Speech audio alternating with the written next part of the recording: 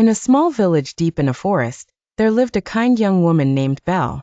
She loved reading books, and everyone knew her for her warm heart and her beauty. Belle had dark hair like the night, eyes as deep as the ocean, and a spirit as free as a bird. Belle lived with her father, Maurice, who was an inventor. He made new gadgets and gizmos, and Belle loved listening to his stories and helping him with his experiments. The villagers thought Belle was different because she loved books and dreamed of adventures, but Belle didn't mind. One day, Maurice set off on a journey to show his invention to another village. On the way, he got lost in the dark, scary forest. The wind howled, and the trees seemed to whisper secrets. Maurice found a big, spooky castle and went inside to find shelter. Inside, he met the owner of the castle, a scary beast. The beast was once a handsome prince, but an enchantress had turned him into a beast because he was selfish and mean. To break the curse, someone had to love him despite his appearance.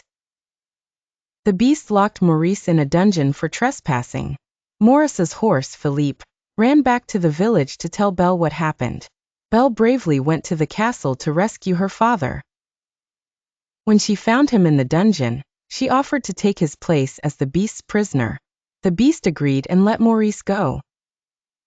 Belle stayed in the castle and found the beast was not only scary but also sad and lonely. She discovered a huge library and loved reading the books. Over time, Belle and the beast talked, read, and shared stories. Belle learned about the curse and wanted to help break it. The beast began to care for Belle's intelligence, beauty, and kindness. Meanwhile, Gaston, a boastful man from the village who wanted to marry Belle, made a plan to force her into marriage. He gathered the villagers and went to the castle, where a big fight happened. The beast, who loved Belle, fought to protect her. When Gaston's plan was revealed, the villagers turned against him. Belle's love for the beast and the beast's love for her broke the curse. The beast turned back into a handsome prince, and Belle's kindness was rewarded. Belle and the prince got married in a grand ceremony, surrounded by the enchanted objects in the castle that had also been freed from the curse.